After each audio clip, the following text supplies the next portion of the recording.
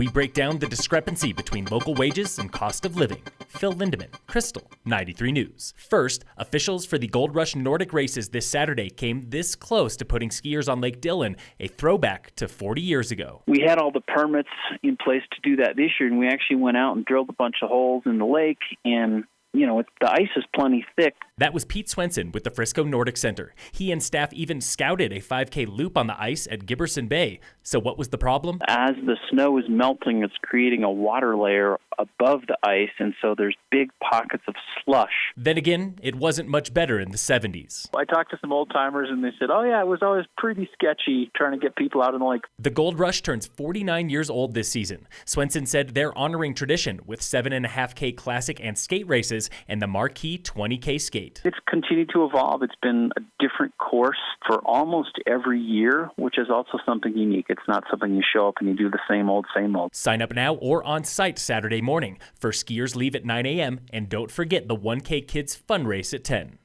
U.S. Forest Service employees are back at work after a 35-day federal shutdown. But what did that unpaid vacation time mean for ski area approvals like snowmaking?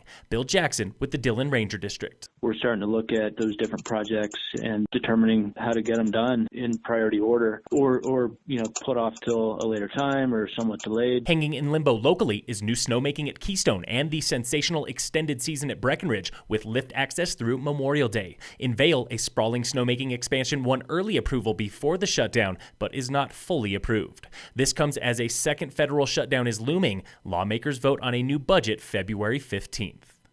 Today, in the price of fun, there's a major disparity between wages and cost of living in Summit County. The ski industry employs 70% of locals with a minimum wage of $13.50 per hour. But according to state self-sufficiency standards, a single adult with no kids needs $14.05 to live. A family of 3 needs $17.25, and a family of 4 needs $23.90 per adult. I don't want to underestimate how many people really are struggling in Summit County. That was Tamara Drankstveit with the FERC.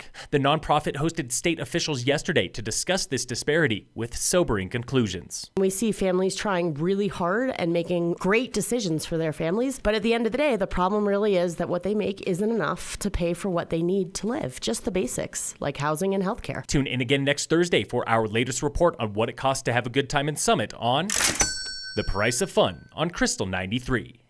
Get a crew of skiers and riders. It's scavenger hunting time at Copper. The Secret Spot Team Challenge is the first on-mountain ski and snowboard scavenger hunt style team challenge of its kind. That was Nick Sackman, one of several organizers for the Secret Spot Team Challenge. It's one part scavenger hunt, one part educational event to teach locals about mental health and how to help a loved one in need. Organizer Joshua Stock. We said, what if we could take an educational and sort of training event to let people know that this is worth talking about, and what if we could do that in a way that's really fun and really challenging and really creative? Stock and Sackman agree. They don't learn well sitting still. Teams get discount lift tickets, and the challenge comes with prizes for raising the most cash, with a goal of $45,000 total for local health services. So far, they've raised nearly $5,000. It is a problem. It is worth talking about, and there are really practical ways that we can all be fighting against this. The challenge is February 23rd at Copper. Sign up now through secretspotchallenge.com.